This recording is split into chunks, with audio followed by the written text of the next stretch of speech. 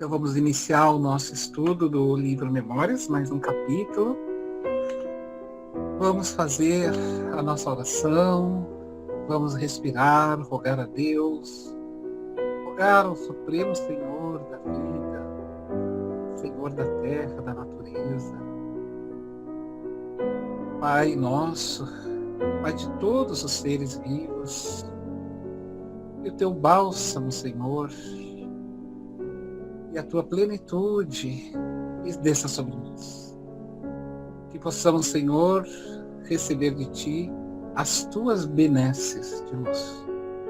Jesus, nosso Mestre, Senhor, ilumine o nosso lar neste momento que estamos estudando e a nós mesmos.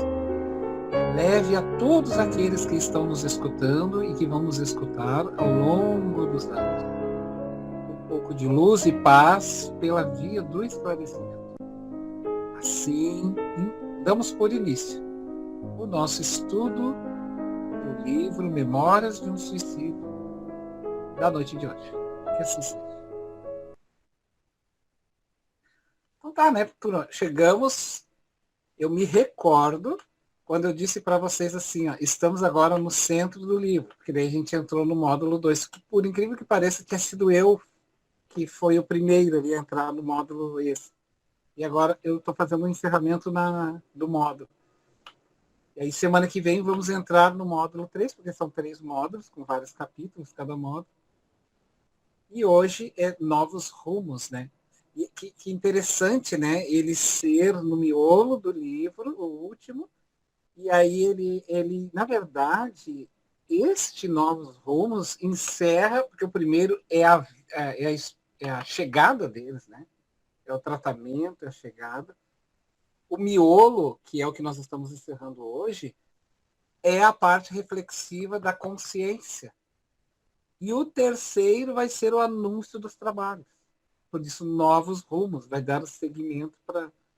E hoje a gente vai ver este lançamento de consciência, de novos rumos nesse capítulo. Então, é o capítulo, deixa eu botar aqui, é o capítulo Novos Rumos, e o Camilo, através da psicografia da Ivone, então coloca ali para nós, né, do Novo Testamento de Jesus, uma passagem que Jesus anuncia que existem muitas moradas no universo, né, que não estamos sozinhos. Não se turbe o vosso coração, crede em Deus, crede em mim. Há muitas moradas na casa do meu Pai. Aí eu vou dar uma lida aqui para nós, emblemática, assim, abrindo. Depois nós vamos seguindo com aquelas anotações que a gente foi fazendo ao longo do texto. Tá? As reflexões que nós vamos fazer e as anotações é livre. Nós vamos fazer apontamento, que na verdade o nosso papel não é contar o livro, mas refletir junto com aquela atitude para fazer quem nos lê hoje ler o livro. Né? Então vamos lá. Havia cerca de 2 meses que findaram o nosso estágio nas camadas terrenas. Regressáramos ao Instituto Maria de Nazaré e novamente nos instalamos no pavilhão anexo do hospital, onde residíamos desde quando recebemos alta. Ó, que interessante. Entende? Então, eles já começam a se libertar deste processo para começar as lutas. Né? Não logramos ainda, porém, avistar-nos com o irmão Teócrito, a fim de conhecermos a sua opinião relativa ao modo no qual nos conduzíamos em liberdade. O que mais nos preocupava era a opinião de Teócrito, as deliberações da direção geral sobre o nosso futuro. Então, ele estava preocupado. O que aconteceria, né, agora? O que vai acontecer comigo? Estou saindo de um hospital, né? E melhorei. Simbolicamente a gente está falando, né? Quando a gente está lá na porta de um hospital e agora o que eu vou fazer da minha vida, né? Daqui para frente. Vou ler mais um pouco. Para onde iríamos? Que seria de nós, uma vez ausentados de Teócrito? Veja que interessante como a gente fica dependente emocionalmente, né? De tutores, assim, às vezes na escola, às vezes em casa, às vezes num grupo de estudo, mesmo espírita. Eu digo isso para vocês, abrindo assim um parêntese, que a gente fica um semestre assim com uma turma, sabe quem é facilitador, e é como se a gente morresse todos os semestres, gente. Sabe por quê? Porque a gente tem um novo grupo de estudo, a gente tem que conquistar todas aquelas pessoas de novo, novos estudantes, e aí volta tudo de novo, e eles seguem, aqueles estudantes seguem. Quantos passaram já pela gente? Assim, milhares. E o que me marca é isso, né? Quando chega no último dia, eu fico pensando assim, nossa, lá se vai mais um semestre, lá se vai esse pessoal. Eu vou ver eles passar por aqui, né? Em algum momento, em algum trabalho, e agora chegam novos para fazer nova jornada, nova caminhada. É o que ele estava preocupado, né? Porque emocionalmente eles estavam bastante apegados. Então ele vai dizer, né? Uma vez que ficaríamos ausentados de Teócrito, de Roberto, de Carlos, de Joel, daquela elite, né, acolhedora dos departamentos hospitalares, reencarnaríamos imediatamente no caso de não termos conseguido méritos para mais longo estágio de aprendizagem espiritual. E aí, pessoal? Depois de instigar um pouquinho, o que vocês querem fazer alguns apontamentos? Fiquem à vontade.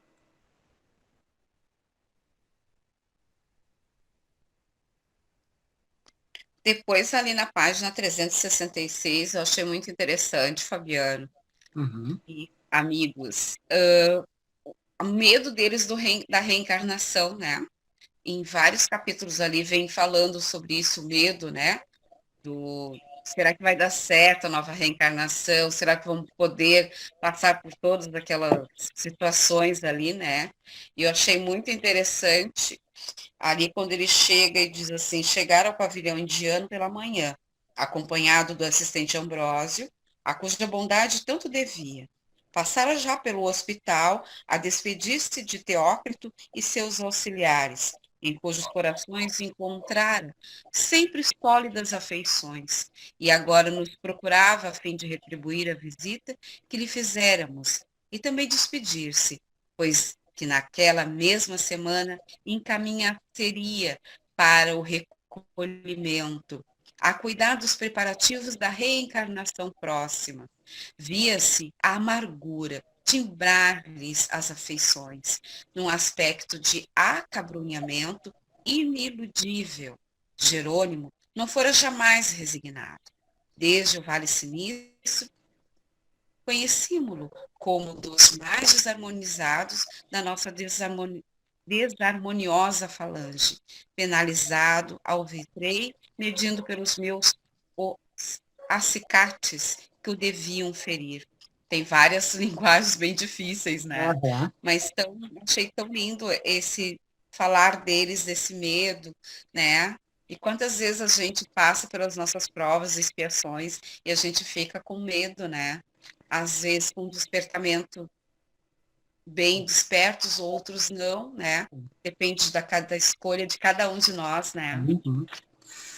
Eu estava conversando com um rapaz, ele é filho de um amigo meu, que a família é toda espírita, né? Daí ele me chamou, eu estava conversando com ele sobre questões, ele queria saber sobre o inconsciente coletivo. Daí estava conversando com ele. Aí, como eu não me lembrava dele, porque na verdade eles são 10 irmãos. Daí ele disse assim para mim, eu sou fulano, mas qual dos fulanos? Porque não tinha foto mais. E eu não consigo gravar os nomes de todos. E aí ele me falou uma coisa que me vem a calhar sobre essa questão. Assim.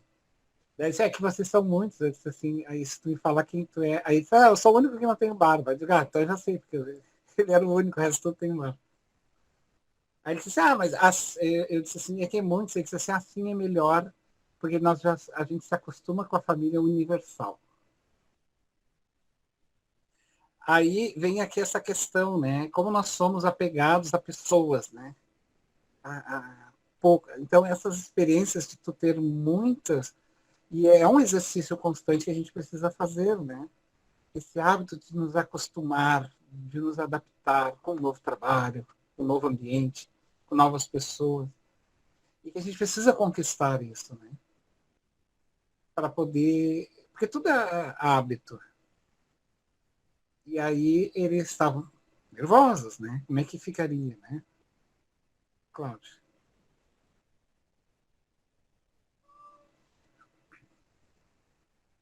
Nós temos medo do novo, até mesmo quando nos dizem que vai ser bom, mas nós não sabemos, né? Então, eu acho que como tudo, eu recordo como sou filha de bancário, a cada 3 anos meu pai mudava de cidade. Era um caos, né? Começar novas amizades, ter que reconquistar tudo de novo, a timidez, os medos. Mas isso depois, na maturidade, fez uma diferença imensa em termos dessa capacidade de adaptação a várias pessoas, a vários temperamentos, a saber enfrentar isso. E aqui ele nos mostra a mesma coisa. A gente, quantos livros que a gente lê que o plano espiritual é lindo, maravilhoso. Alguém quer ir amanhã? Uh-uh, né? Porque aqui a gente conhece, pode estar muito ruim, mas eu conheço, né? Eu tenho domínio da situação, né? Então é bem o que ele coloca aqui, né? Esse medo que é natural nosso, né? É verdade. Aí O eu que vou me ler mais chamou um a pouco. atenção Pode falar, pode falar. do Jerônimo ali é que ele iria novamente reencarnar, né? O mesmo tipo de tentação que ele já tinha da última reencarnação, né? Essa questão abastada, né? Ele ia enfrentar de novo as tentações, o orgulho, a vaidade, o egoísmo, né? Porém, com um detalhe, que ele não iria mais ter família, né? Justamente porque ele não deu o valor devido à família. E ele iria, então, agasalhar os órfãos, né? Então, veja que interessante que ele volta numa mesma condição, né? Porém, um detalhe diferente da última reencarnação, justamente pelo valor que ele não deu à família. Né? E que simbólico, né? Isso do que tu traz, né? O não ter, né? O valor do não ter para valorizar o que tem. Não ter para poder valorizar o que tem, né? Por isso a gente, como espíritas, nós não pensamos mais iguais às outras pessoas, sabe, gente? Não é por uma questão de ser melhor, é porque nós já sabemos. Então essa coisa de a gente dizer, nossa, coitadinho, né? Ele não está tão órfão, não tem mãe nem pai desde pequeno, como que vai ser? Mas a gente não sabe, né? A história que aquele espírito tem que construir, como é que aquele espírito tem que se construir naquela história. Quem disse que também ter o pai e a mãe perto é uma garantia, né? Quantas crianças têm pai e mãe perto e vivem na violência ou abandonados emocionalmente? Então, a gente vê que não é esse formalismo que garante as coisas, mas o valor, né? O valor, assim, e ele ainda teria os acréscimos das expiações, né?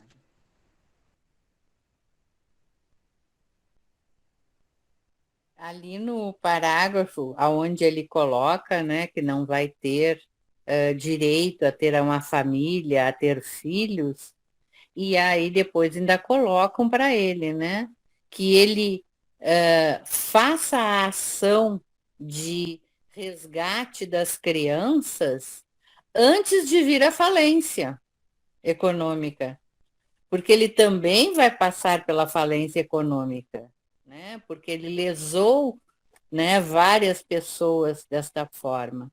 E quando eu li isto, foi muito interessante, porque eu tenho 2 filhos do meu primeiro casamento, já estavam grandes, já não, nem estavam morando mais comigo, quando eu e o Dilson resolvemos adotar, né? E o argumento meu com ele foi: nós já não temos mais crianças, somos extremamente jovens, né? Temos uma condição financeira ótima, por que não adotar? E aí fomos lá em Pelotas, na FEBEM, e o plano espiritual já me dizendo, né? Chegou o momento, chegou o momento. E aí nós fomos lá e direto eu me encantei com a garota, né? Ficou assim, na outra semana ela estava na minha casa me chamando de mãe, o pai, o meu cachorro, a minha casa, não quis fazer aquela experiência que eles recomendam, né? Um mês depois, eu levei uma rasteira financeira que me botou lá embaixo. Quando eu comecei a me reerguer, eu levei outra. E o aprendizado foi, né? Quando é para vir filhos, a gente não fica dizendo eu só vou ter quando estiver com dinheiro, né? A gente engravida na hora que tem que ser.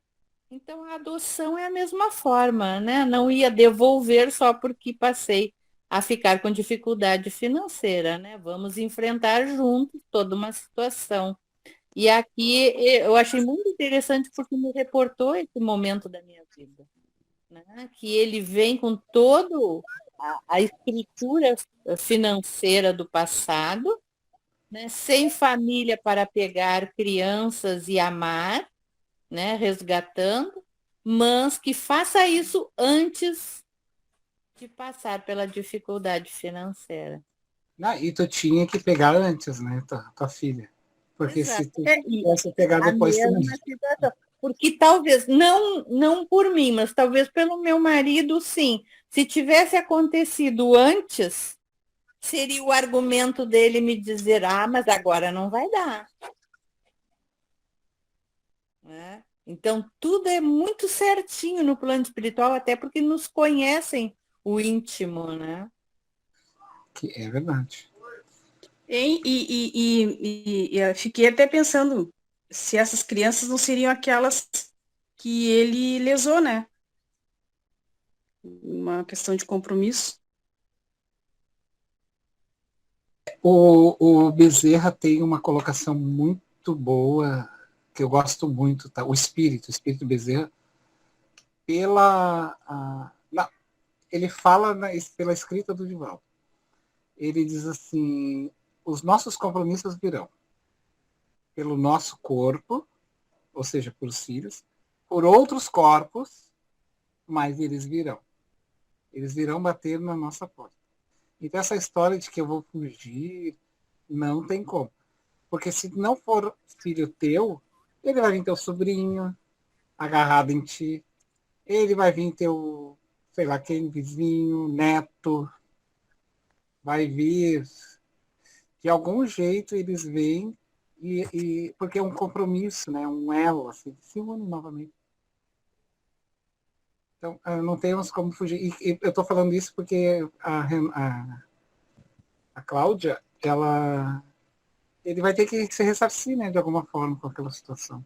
Mas claro que o plano espiritual, eles pegam nossos karmas, vamos dizer assim, e trabalham, né, gente? Eles esperam muitas vezes que a gente, aqui, ó, no coração, no entendimento e na emoção, haja condições de passar por aquilo. Ninguém carrega saco pesado num ombro que não tem força. Então, assim, vamos supor, o Fabiano assassinou 5 pessoas. Só que na outra vida ele não pode ainda, não tem emoção, ele não tem estrutura. Como a lei da vida não é punir, mas educar, eles esperam o Fabiano emocionalmente, aí manda o Fabiano lá virar um religioso, um crente, daí ele vai indo, e vai se engrandecendo, vai criando elos de amor, de estrutura. Aí quando ele está bem bonzinho, lá numa quarta, quinta, ele resgata, porque daí ele já tem estrutura para passar por aquilo. Aí o Fabiano vai lá numa outra vida, tem 5 filhos e perde todos os 5 filhos no acidente. Aí ele tem estrutura para suportar aquilo. Vai sofrer, mas ele tem estrutura. Então, não é assim uma coisa já na outra. Não, eles aguardam. Talvez, né, ele passe por esse processo, mas quem sabe mais adiante. Lembrem da filha dele, talvez ela não precisaria passar, ela não ia passar talvez naquela vida a prova dela. Mas ele acelerou aquilo.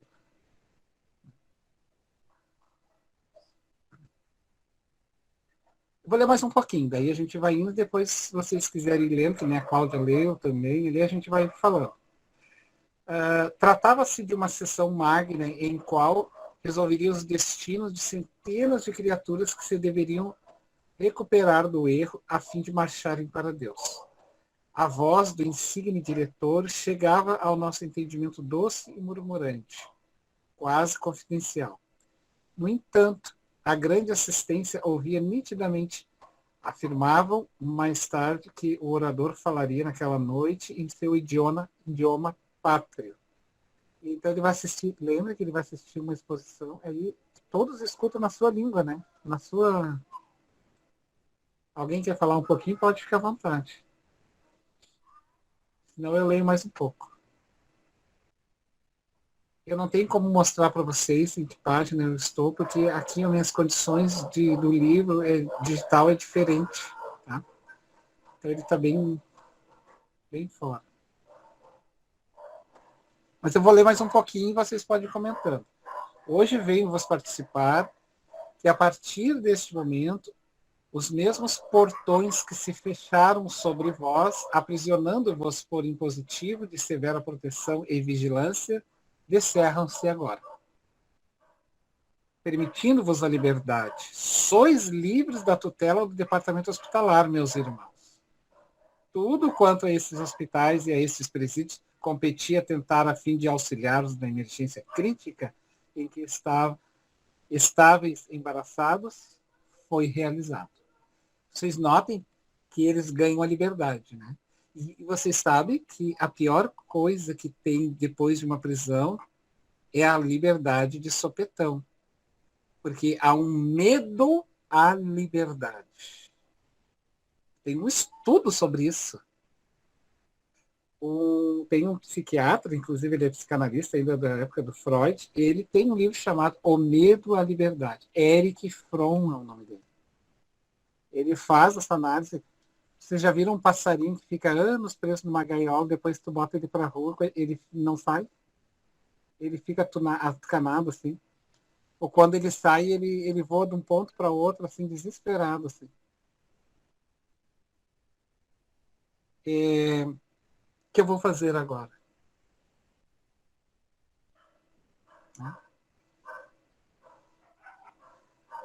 Vocês querem falar um pouquinho sobre esse medo de liberdade? Que é um excesso de... Oi, pode falar. Esse medo e esse vínculo também acontece até mesmo quando sofremos obsessões, né? E aquele irmão nos é afastado pelo merecimento até, ou pela situação, um momento, e as pessoas sentem falta, porque se acostumaram com aquela energia pesada que lhe tinha sobre controle. Existe uma obra, eu não me recordo de quem, em que o instrutor levou, não sei se foi o André Luiz, a uma família, o assunto era relacionamento. E o esposo era um tirano doméstico. E a esposa sofria muito. E esse homem morreu. E eles retornam lá e ela extremamente chorosa, com saudade. E o que estava lá, que aí eu fico devendo para você se era o André Luiz, diz assim, mas ela não se libertou? Por que essa saudade? Pois ele era a hora dela bater palma e dizer, estou livre. E o instrutor diz assim, anos de convivência criam laços energéticos, inclusive, de troca. A falta dele, mesmo que ele tenha sido mal, né, para ela, faz com que ela esteja perdida, assustada com essa novidade que ela não sabe o que fazer porque se acostumou àquela submissão. Né? Então, isso é típico nosso mesmo, né? Exatamente. Tu falou muito bem da obsessão. Nós temos, por exemplo, casos de relacionamentos de pessoas bem mais velhas, bem velhinhas, assim, que geralmente os dois ainda estão juntos. Quando um desencarna, o outro quase desencarna logo em seguida. Ocorre muito isso, que se chama-se de uma simbiose natural. Não é uma obsessão, tá? É uma simbiose que alimentação de energias. não é só a convivência física, é mais do que isso. Tem uma troca de energia. Que quando um sai, o outro sente a falta, inclusive, do próprio físico dele. E que Sim. muitas vezes acaba levando ao... Ele não era um obsessor, ele era uma pessoa difícil. Sim. E sente a falta. Exatamente. Eu Querer... gritei eu confesso que eu me perdi na tua leitura por onde é que tu anda, porque eu busquei o início de cada parágrafo e não achei, não consegui localizar. Mas ele está falando sobre ali onde diz, desde o dia em que os umbrais desta colônia correcional se descerraram por ordem do alto, a fim de vos recebermos e hospedarmos, tendes vivido entre as alternativas de um hospital-presídio. Foi ali que tu estavas falando? Ou foi antes? Está dentro deste assunto. Tá. O Tá que eu dentro desse... destaquei? Eu destaquei Mas assim, só um parêntese para todos nós. Não importa se a tua leitura está um pouco para cima, um pouco para baixo. O importante é que a gente faça reflexão sobre essas situações que eles vão acontecer e viver, entendeu? Porque daí a riqueza é esse ponto. Não é um sequencial, mas esse ponto nosso, assim, de trazer. Leia, traga o apontamento, reflita, engrandeça ele. E já esse é que é o... Porque depois quem quer ler o livro vai ler, daí ele vai descobrindo. Aonde eu destaquei, que foi um assunto que, inclusive, num outro dia nós discutimos, ali diz assim, de agora em diante, novas tentativas se embõem no vosso trajeto, novos afazeres e condições de vida reclamam da vossa parte atividades e energias que sinceramente desejamos, sem esmorecimento nem tibieza, pois já tereis bem compreendido que jamais, jamais haveis de morrer, jamais conseguireis desaparecer da frente de vós mesmos, ou da frente da criação ou do universo. E isto acontece porque sois criaturas emanadas do fluido eterno da mente divina, em vós reside a vida eterna daquele que vos concedeu a glória de vos criar a sua semelhança.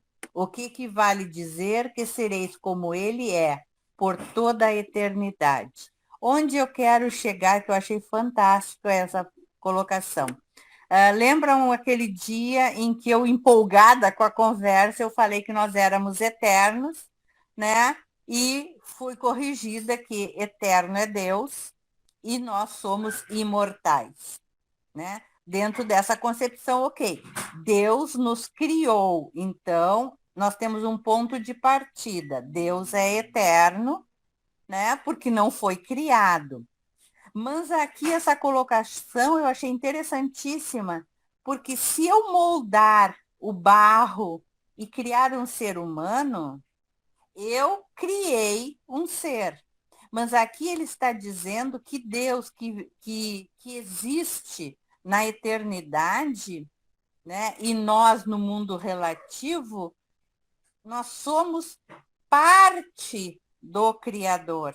Então, se ele, vamos supor, tirou dele para nos criar, e nós somos parte dele, nós somos eternos.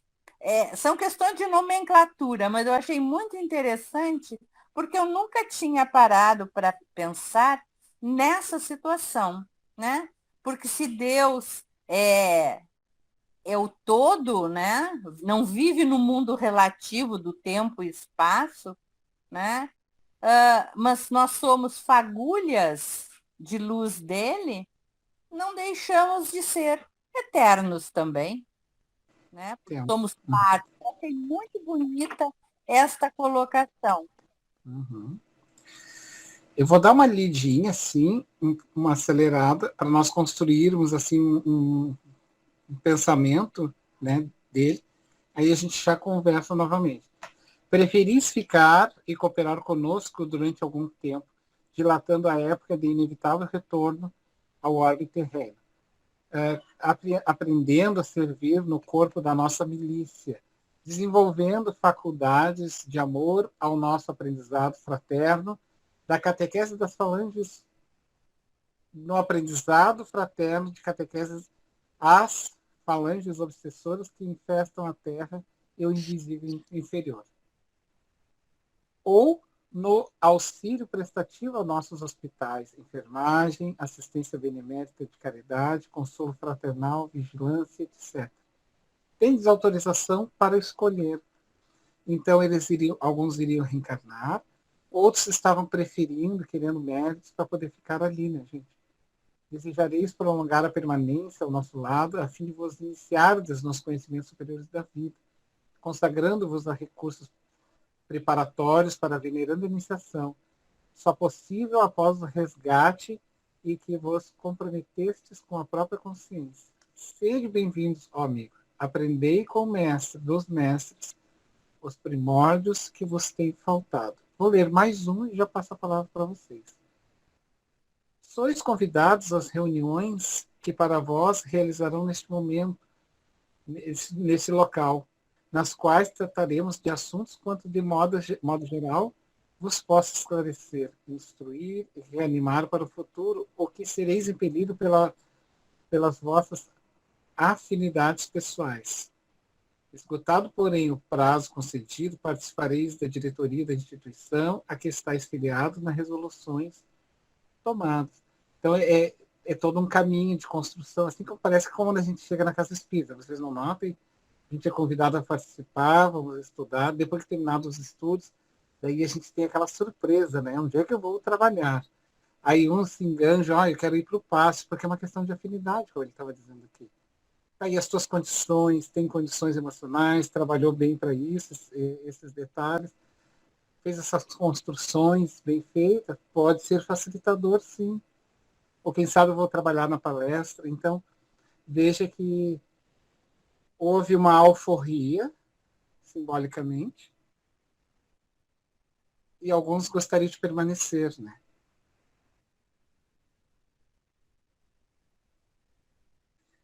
Só mais um pedacinho, e aí nós vamos para completar esse raciocínio. Agenor Penalva, assim como vários outros prisioneiros da torre, suicidas, obsessores, Jerônimo de Araújo Silva, Mário Sobral e outros declararam preferir a reencarnação imediata. Olha que interessante. E esses preferiram já reencarnar.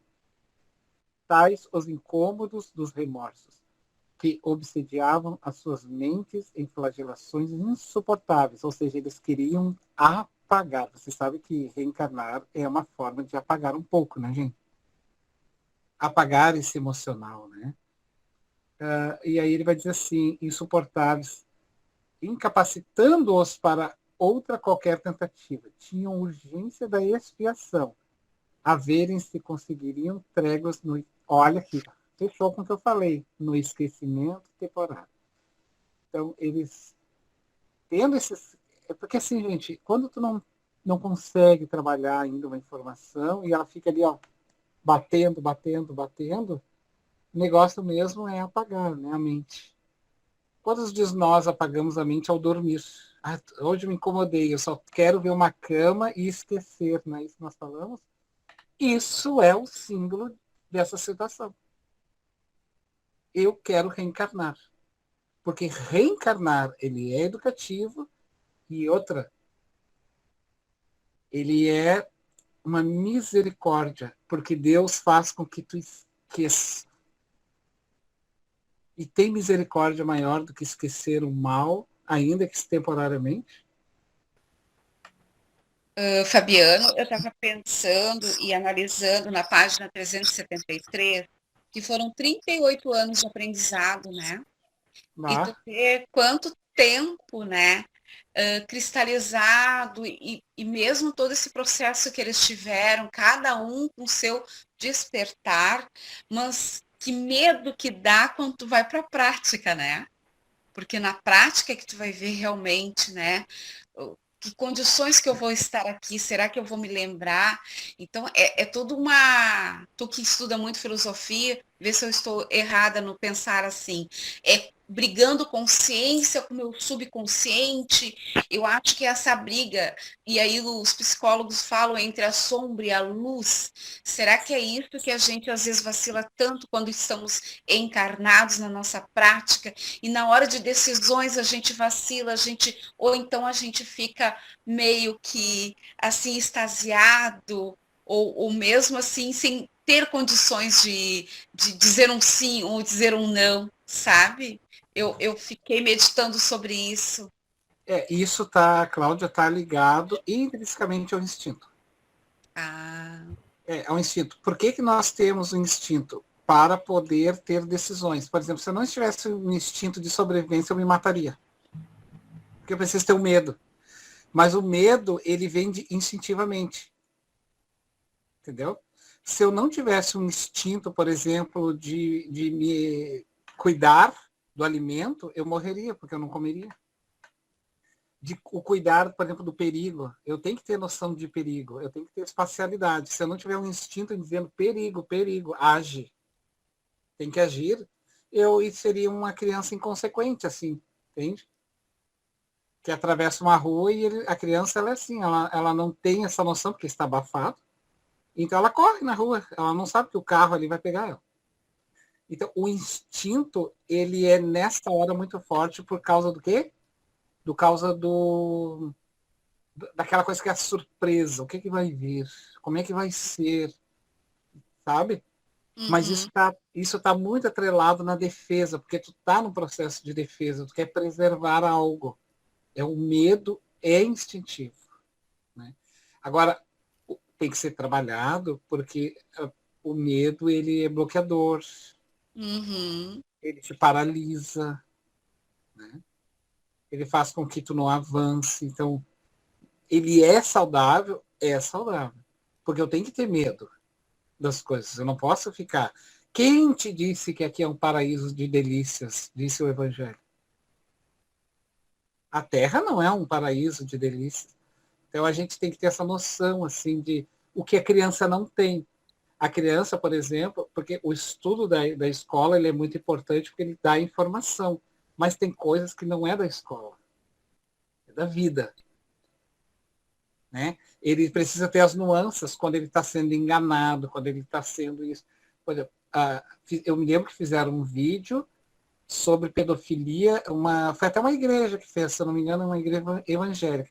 Então eles fizeram um vídeo muito educativo, ensinando para as crianças a terem a noção, né, de como elas perceberem quando estavam sendo vítimas de um ato de pedofilia. Era o nome do vídeo, se eu não me engano, era Aonde Não Tocar, alguma coisa assim. Então ela tinha que distinguir, sabe, algumas questões assim, porque a criança não sabe. Simplesmente ela não sabe. Porque ela não tem aquela malícia. Porque o instinto ali não está ainda bem vindo. Então, o medo, essa coisa de, meu Deus, e agora eu vou reencarnar. Então, ele é instintivo, é defesa, é como uma selva negra, escura. Como é que vai ser? Vai ter um bicho ali, vai me pegar. Misturado Fiquei assim. meditando agora dentro do contexto do nosso livro, né? Estamos estudando Memórias de um Suicida. O que tu pode nos trazer de mensagem para refletir sobre aquele que quer ainda se suicidar, que já teve numa reencarnação, uma encarnação passada, com um suicídio, e mesmo assim ele volta e comete o mesmo erro? Cadê o medo? O que tu pode me auxiliar nisso? É que, na verdade, ele sempre vai ter o medo. Geralmente, o suicida, ele não se mata na primeira, ele avisa. Então, já mostrou que ele está com medo. Ele vai avisando. E um outro detalhe, ele vai se autotestando. O jovem, por exemplo, a criança, ele pega gilete, vai cortando, ele vai testando para ver até onde ele suporta a dor. E ele vai aumentando este grau de dor. Tem uns que começam a fazer cordinha no pescoço. Então, assim, os sinais que detectam em pleno calor, roupas, excesso de roupas, ou eu não quero falar, ou deu um sinal, vou me suicidar, mas ainda não fez, ele deu, Então ele vai indo aos poucos burlando o instinto. Agora tem um detalhe, ele já é um ex-suicida, então ele já está bem treinado nisso, do medo. Ele está treinado. Ele não é que ele não tenha medo, ele está treinado. Agora, tem que lutar contra isso, porque morrer não é garantia de felicidade. A minha mãe dizia assim, uma vez, eu nunca me esqueço, fomos num velório e alguém disse assim, coitado, né, o fulano descansou. Aí ela olhou assim para trás para mim e disse assim, não sei. Não sei. Por quê? Porque morrer não é uma garantia que tu vai ser feliz. Porque morrer é um fenômeno. Fenômeno. Tu sai de um nível de consciência para o outro. E quem vai... E o suicida, ele tem 2 agravantes, sério. O primeiro que foi tirar a própria vida que foi dada para ele, que não era dele. Porque é um fulcro de fluido vital que foi lhe dado para ele estar aqui por um tempo. Esse é o primeiro. O segundo é a falta da fé, a covardia moral, a falta da fé, porque se tu não está conseguindo hoje, quem te disse que amanhã não vai ser um novo dia? Tantos outros estão passando por dificuldades, como dizia uma amiga minha assim, todo mundo é órfão, só eu tenho mãe para me incomodar. Não é assim que funciona. Todo mundo tem mãe, sim. Mas a minha mãe é muito chata. Bom, talvez ela queira o teu bem. Quem sabe não está na hora de nós refletirmos, porque papel de mãe e de pai, infelizmente, é ser chato. Porque pai e mãe querem o melhor para os filhos. Né? Pai e mãe, eu estou falando. Então, amanhã é outro dia, amanhã pode melhorar. E vai melhorar. Quem tem fé, vai melhorar. Agora, isso, o segundo agravante é que, além de te projetar para o mundo espiritual pelo suicídio, vai levar o problema junto. Porque o problema não estava no corpo. O problema está na própria consciência do espírito. Então, é uma grande ilusão. Né? A questão do suicídio é uma grande ilusão. Está aí o exemplo desses espíritos. E agora vão ter que fazer uma outra caminhada. Não, não vão estar nem com os seus, porque não tem merecimento. Mas é uma coisa muito forte. Não, forte é suicidar. Não é a verdade. Forte é o programa de televisão que eu vejo. Mas eu já estou no meio. Às vezes eu vejo o discurso, né? Mas esses livros são muito fortes. Forte. Mas nós estamos vendo gente sendo assassinada na televisão. Só falta esse 4. Eu recebo, morreu fulano. Bom que eu recebo no WhatsApp a criatura toda esquartejada. Do que é forte que nós estamos falando? Informação não é forte, gente. E me diz uma coisa, Fabiana. Por exemplo, quando se vê um filme e a pessoa se suicida no filme, isso é uma maneira também, né, de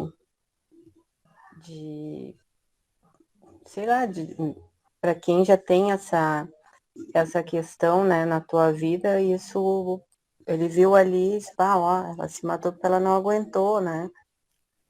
Porque agora, nessa conversa de vocês, me lembrou aquele filme O Último dos Moicanos, em que 2 irmãs estavam num jogo de peteca, assim. Uma hora elas estavam com os índios malfeitores, outra hora estavam com os mocinhos, né? E aí uma acabou, num momento lá, acabou indo para eles o malfeitor. E no meio do caminho ele matou o que ela gostava e ela pegou e se matou, porque ela não aguentou, né? Então isso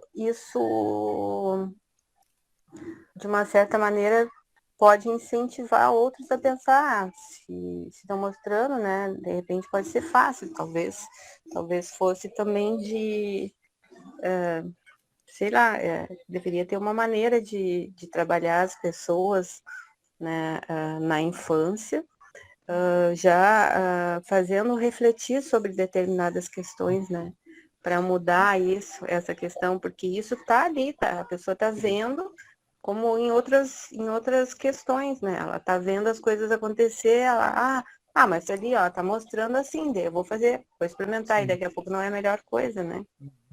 Mas eu te diria, sim, que eu te daria os parabéns, porque tu já está fazendo o contraponto disso. Tu está trazendo agora aqui uma imagem, que é um filme, que vai ficar na internet, e tu está agora auxiliando as outras pessoas a refletir sobre isso, né? Então, vai ter pessoas que vão mostrar isso, mas vai ter tu, todos vocês aqui estão mostrando que não vale a pena o suicídio. Uhum. Vale Eu queria mais dar um a pena. depoimento também. Eu queria dar um depoimento também e falar. A minha filha número 3, por várias vezes também, falou em suicídio. E a importância da gente claramente falar para eles, né, para os jovens e até para as crianças, né, claro que adequado à idade de cada um, a importância, né, de que a morte não existe, né, que não acontece a morte, né, que tudo é vida, né, e que é só um processo. Então, quando eu falei a primeira vez, ela gozou muito e disse, né, que isso tudo era uma bobagem, que ela não acreditava nessa baboseira que eu estava falando e tal. Aí eu disse, olha, independente de tu acreditar ou não, né, tu é da geração não bullying, tu é da geração, né, que questiona tantas coisas, né, então abre tua mente para isso, né, e não te esquece que o que morre é o corpo, a alma é imortal, né? E aí falei do processo todo, e isso foi muito importante, porque foram 3 ou 4 tentativas de suicídio, né? Um pseudo-suicídio, na verdade, porque era uma fuga, né? Era uma fuga para essa situação, não que ela quisesse. Até que um dia ela disse, não, eu não tenho coragem nenhuma de me tirar minha vida e tal, eu fiz isso aí, né? E a senhora é meio bruxa, que a senhora consegue entender, né? Entender a minha intenção, né? E eu disse para ela, realmente, isso é uma fuga, né? Para não enfrentamento, né? Para chamar atenção, né? Então, vamos chamar atenção de outra maneira, né? Vamos ver onde é que está pegando isso aí. Onde é que é o gargalo disso tudo, E o que a gente né? pode E não observar? usar, Desculpa, pode falar. e não usar o suicídio como uma bengala. Tem aqueles que realmente querem se suicidar, trazem isso do passado, e tem muitos jovens, né, que usam como uma bengala, como uma forma de agressão, como uma forma de opressão, né, aos pais, à família. Então, tem muitos mecanismos. E quando a gente não tem esse conhecimento maravilhoso, como a gente tem da doutrina espírita,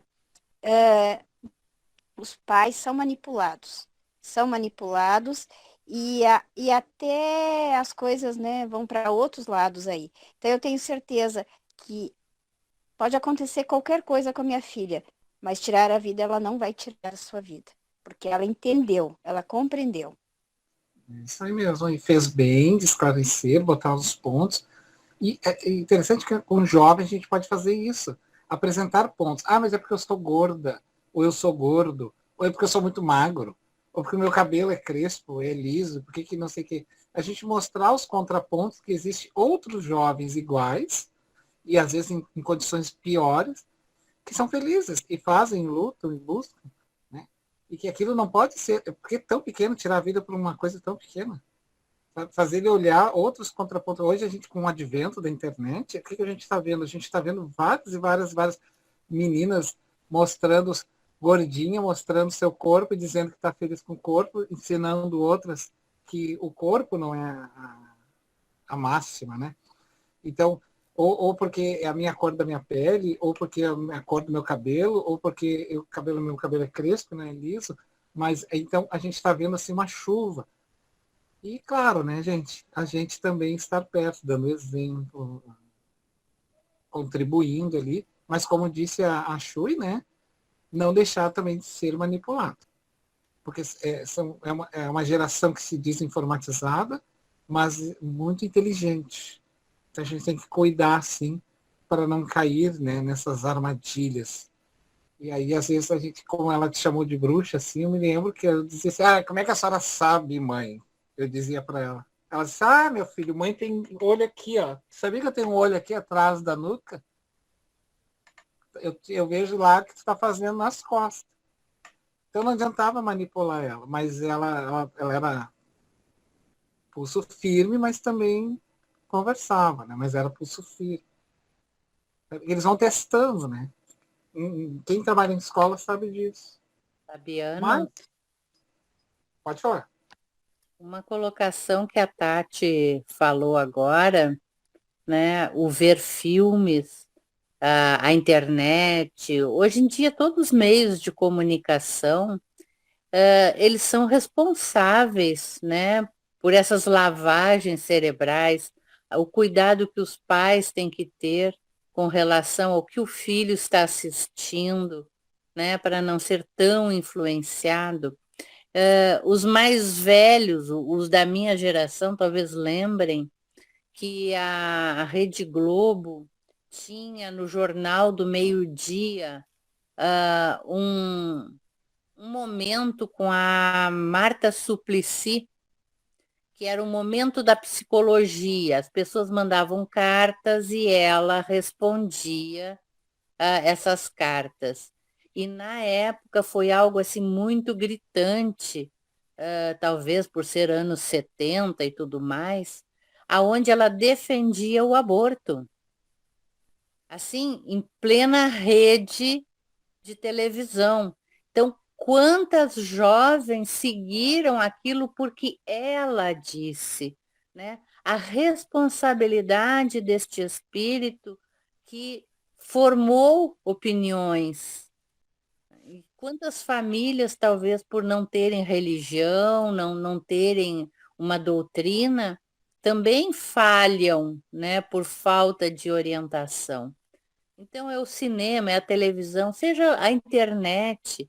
Quantos jovens estão fazendo atitudes extremas, né? Por um descaso da família em se preocupar em educar, dar um foco, uma meta para a vida. Quando tu tem, Exatamente. quando tu tem uma religião, não importa qual, né? Tu respeita mais a existência. E o próprio exemplo dos pais, né? E as mães, no sentido de dar esse exemplo da resiliência diante dos obstáculos da vida, diante das situações, porque o filho vê o pai e a mãe ali resistente, operoso, acreditado, com fé, porque uma coisa é o que nós dissemos, outra coisa é os exemplos, né? Então, daqui a pouco, se o pai lá fraqueja e já tomba e já começa. Qual o exemplo que dá para o filho, né? Tem que, por uma filha, tem que entender que aquilo que nós falamos é uma parte e o que nós fizemos é a outra parte da fala. Então, a importância, claro que todos nós temos problemas e vamos ter, mas o problema, ele é o desafio da encarnação. A Terra é uma passagem, não é uma morada eterna. Então, a gente está aqui nessa escola para crescer. Esse é o medo deles, reencarnar. Como eles vão lidar com isso, né? Daqueles que vão reencarnar. Eu vou ler um pedacinho que já passo, acho que a Cláudia queria falar, mas eu só vou ler, Cláudia. Daí eu te dou para ti. Vários outros se empenharam pelo estágio na operosidade da vigilância, onde poderiam algo aprender para se fortalecer um pouco mais.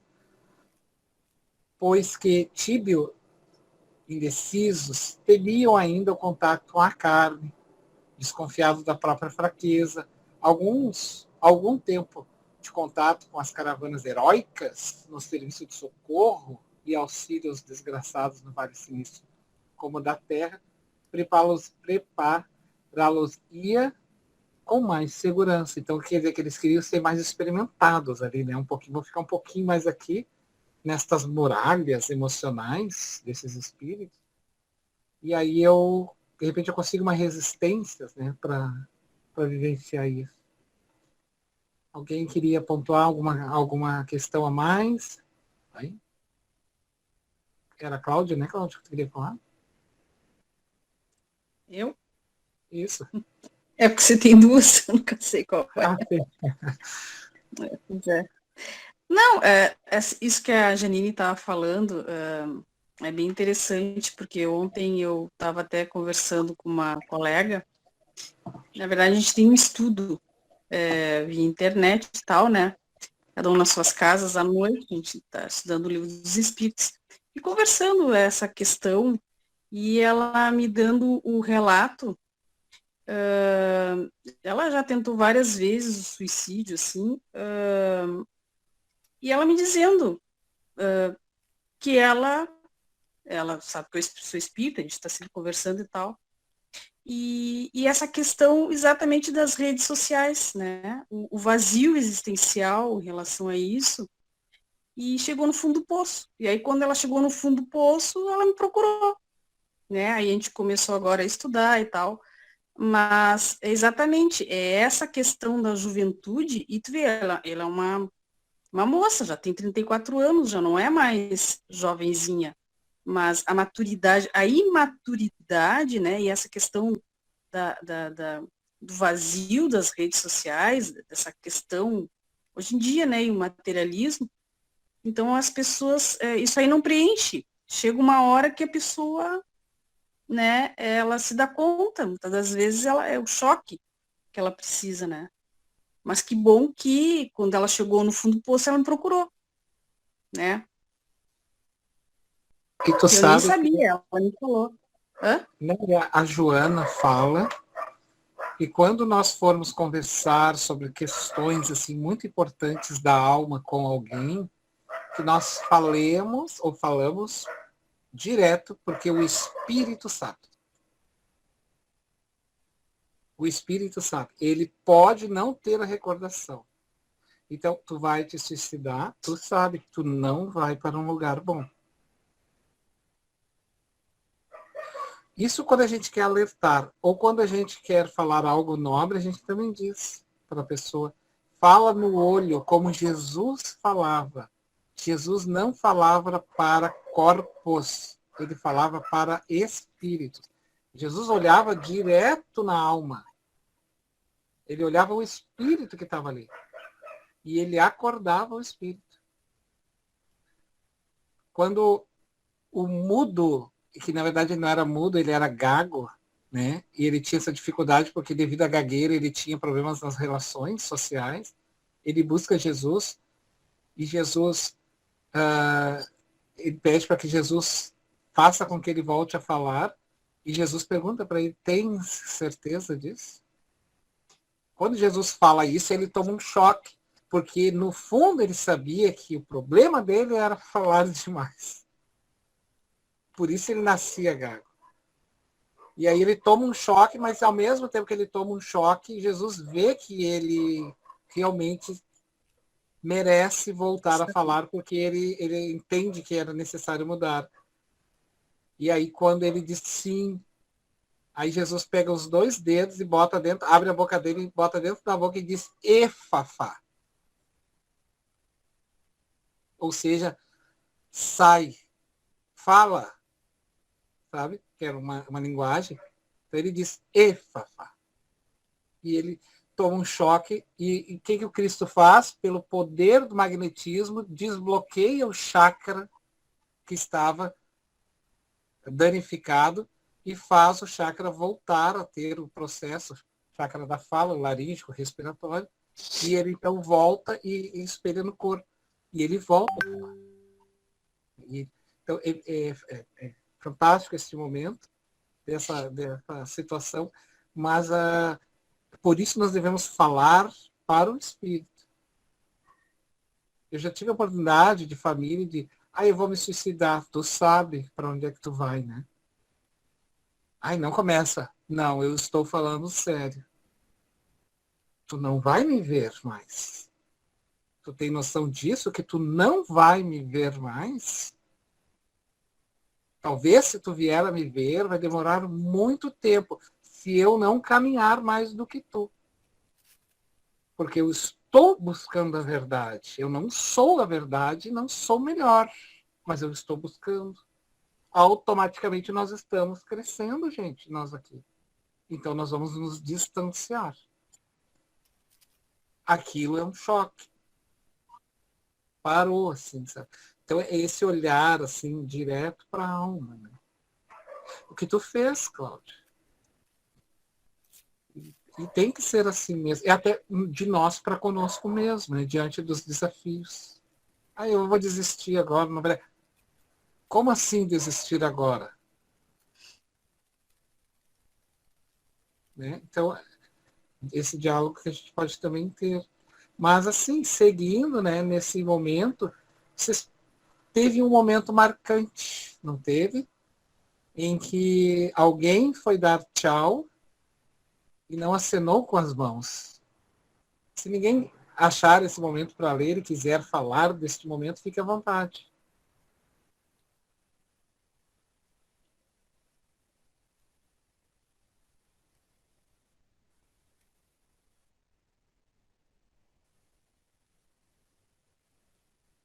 Então, o que aconteceu? Eu tenho aqui marcado. Deixa eu achar aqui.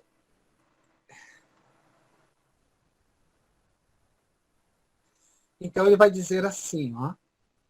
Ao nos avistar, como a gente está fazendo reflexões, né, sobre este momento de preparo, onde uns vão voltar, outros vão ficar, estão em alforria. Alforria é um símbolo, tá, gente? Estou colocando assim de forma simbólica. Ao nos avistar, acenou amigavelmente num adeus que lhe parecia derradeiro. Quem fez isso? Vamos voltar aqui. Então, ele... Deixa eu voltar. Não contivemos as lágrimas ao avistarmos Jerônimo e Mário, nossos pobres companheiros, a fim de, desde as sombrias desesperações dos vales sinistros, o primeiro abatido curvava a cabeça sobre o peito, qual um condenado submisso no momento supremo. Não nos concedeu a distância tão absorvido, seguido de ondas aflitivas. O segundo, porém, sorridente e valoroso, os cabelos revoltos, como a primeiro dia em que viríamos. O peito, no entanto, destemeroso, erguido com os desafios, as lutas por vindouras, olhos vivos postos para a frente, qual sonhador antevendo o ápice honroso da empresa penosamente iniciada entre os sacrifícios exigidos pela razão e as lágrimas vertidas pelo coração, ambos flagrados por sinceros arrependimentos que seria preciso expurgir. Ao nos avistar, acenou amigavelmente num adeus que parecia derradeiro, enquanto frêmito de indescritível horror confrangia nossas almas. O desgraçado acenara com 2 miseráveis tocos de braço, onde não existiam mãos, ao passo que estavam lá as mãos, destacadas, encravadas em seu próprio pescoço, como recordando a morte violenta pelo estrangulamento, a mesma por ele dada à infeliz Eulália, né, que ele havia assassinado a esposa, né, na questão. Se alguém quiser comentar um pouquinho, falar um pouco sobre isso. Vocês notem que o perispírito, então, o corpo espiritual que vai formar o organismo físico, já começa a perder as características. Né? Ele perdeu, assim, simbolicamente, e ficou somente aquele desenho psíquico, porque é psíquico, tá? Que é uma culpa, e materializa ali as mãos, que um dia ele havia estrangulado, esse que irá retornar. Pode falar, Cláudia. Não, é que é exatamente isso. Ele vai, né, provavelmente renascer sem as mãos, mas por uma questão de culpa, extremamente de culpa, porque se ele tivesse feito o auto perdão, se tivesse se perdoado, ele poderia renascer com as mãos e as utilizar para outras. Ele poderia fazer o resgate perante a consciência de uma outra maneira, não necessariamente nascer sem as mãos, né? É que tem um pequeno ponto, tá? Esse seria assim, mas isso só depois de reencarnado, que ele ganharia os créditos e aí ele viria. Mas no primeiro momento, a necessidade da expiação. É necessário a expiação. Ponto. Como essa expiação vai se dar, aí sim tu pode fazer essa modificação. Né? Ela pode ficar menos penosa. Daí ele vai propagando para um caminho do bem, então ele vai aliviando e não vai sofrendo os pesares dela. Mas o processo de expiação é necessário. Por quê? Porque ele fala aqui, né, dessa necessidade que tem. Porque o Kardec fala no livro Céu e Inferno, na parte jurídica do livro, que é as questões que ele trata sobre... eu esqueci, agora me fugiu o nome. Código Penal da Vida Futura. Ele coloca em vários itens penais, assim, e ele descreve que no processo de reparação, tá, do espírito, quando eu cometi um ato, então tu tem 3 níveis que tu vai passar. O primeiro é a expiação. Tu precisa sofrer o que tu fez. O segundo é a reparação e depois a sublimação. Esse que tu falou é uma reparação, sabe, Cláudio? Mas ela pode estar na expiação também. Já na expiação, porque se a pessoa na expiação começa a entrar nesse entendimento, é aliviado. É aliviado. Mas necessariamente ele precisa sentir. Lembrem da filha dele? Ela tinha que resgatar. A minha pequena, que ele chamava, ela não necessariamente naquele momento. A Margaridinha. Margaridinha, né? Então, mas é necessário que ela vivencie aquela situação ali daquele sofrimento, né? Claro, muito bem colocado por ti a culpa, né? A culpa é agravante, assim, não saber. Por isso ele quis nascer rápido. Queria ficar se punindo, né? Ele queria esquecer de uma vez e acelerar esse processo. Mas é interessante, né, gente? Vocês viram que ele vai perdendo, né? Porque depois vai se desenhar isso no corpo. Esse processo. Também fiquei pensando, Fabiano, que ele poderia também não vir com o braço, as mãos, até para não cometer também novamente o suicídio. Da mesma forma do passado dele, né? Talvez. E que linguagem de Jesus cairia bem, Cláudia? Vamos ver se tu consegue, para não vir com os braços. Não lembro. Cortar a mão. A da espada, aquela. Escândalo. Sim, sim. Entendi. Se as vossas mãos, se os vossos olhos é motivo de escândalo, arrancai-os. Entende que... Pode falar. Sim. Não, a mesma coisa que eu vejo é na reencarnação do Camilo, né? Que a gente vai ver mais adiante, porque, né, da necessidade dele passar pela expiação da cegueira, né? Né, que ele teve a sífilis, né? Que foi aquela a sífilis, aquela pior que tem, que levou a cegueira e tal. Então a gente vai ver mais adiante, né? O porquê, né? É como a gente fala, nada é por acaso. Ele contraiu essa doença, né? E ela estava indo para o sistema nervoso central, então por isso ele ia ter a pior das cegueiras e ia ficar até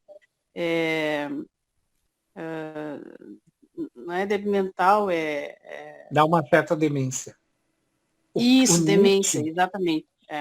Então a gente vai perceber, porque a gente vai ver no passado dele o quão cruel ele foi, né?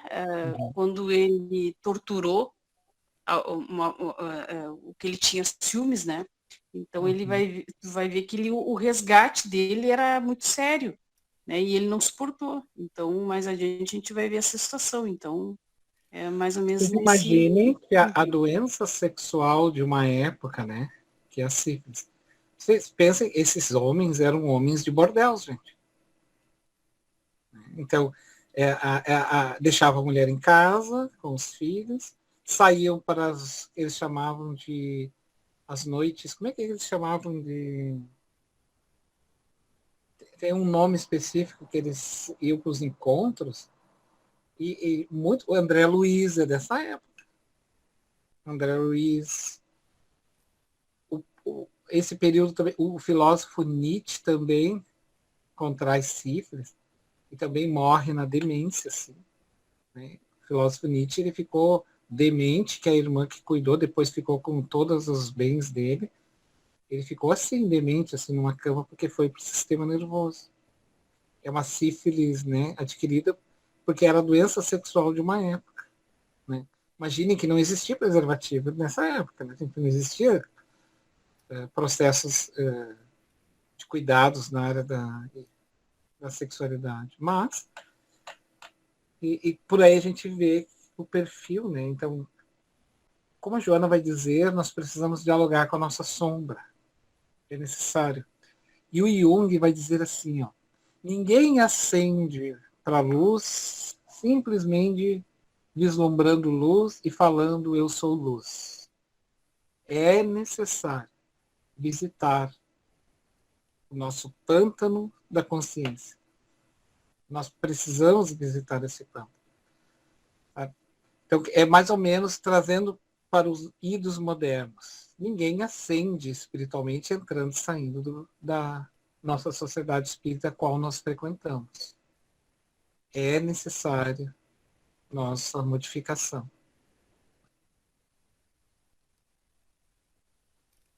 E aí nós podíamos encerrar ali. Quem gostaria de ler ali, lá no final do livro, quando ele vai dizer assim, e ao entardecer do dia. Lê até o final para nós.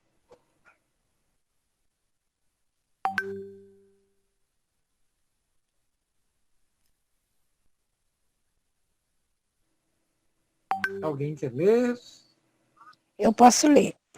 Tá.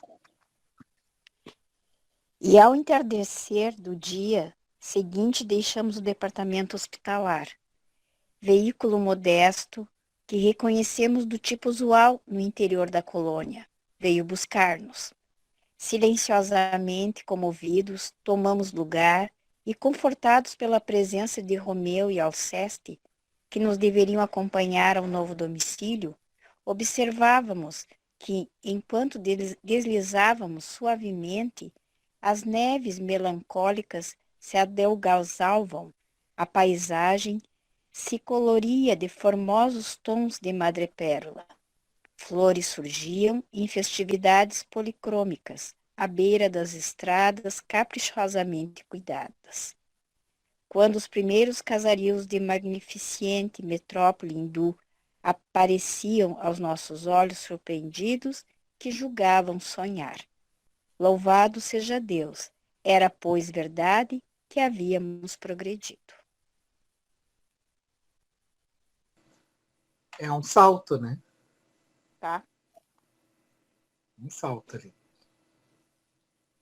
Então tá, pessoal, encerramos a nossa reflexão, né? Um convite assim que a gente faz a nossa reflexão que foi excelente, muito boa, cada um dando a sua parte, o seu olhar, essa riqueza que fica em nós assim, só nessa troca que a gente vai conseguir mesmo, né?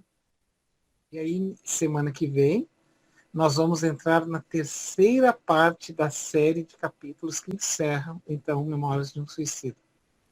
E aí nós vamos entrar nesta viagem de trabalho agora. Se no primeiro momento era eles como réprobos da consciência, no segundo momento era a consciência se visitando perante si mesmo, e agora era a consciência trabalhando. E vai ser, né? Quem gostaria de fazer a prece de encerramento para nós?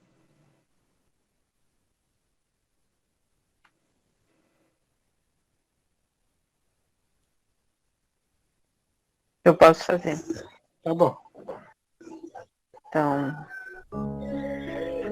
vamos entregar nossos corações neste momento, em agradecimento por essa oportunidade maravilhosa, a todos os benfeitores que nos acompanham, a todos aqueles que nos intuem, a todos aqueles que estão aqui presentes, aos que vão ver em algum momento no futuro, e principalmente por todos aqueles que já passaram pelo suicídio, por aqueles que estão às portas de, principalmente esses, possam receber uma luz renovadora e a proteção de Mãe Maria Santíssima, para que eles não cheguem aos finalmente, encontrando uma nova opção, um novo rumo, um novo discernimento em suas vidas, em seus corações, em suas mentes, para que todos nós possamos sim levar a nossa luz, limpar as nossas caixinhas escondidas na nossa consciência, crescer um pouquinho mais, um auxiliando o outro.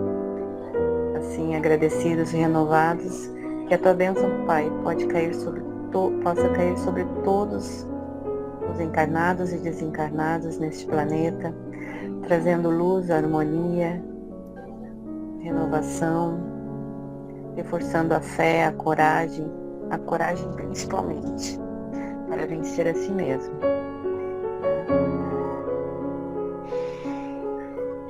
Gratidão por tudo. Que assim seja.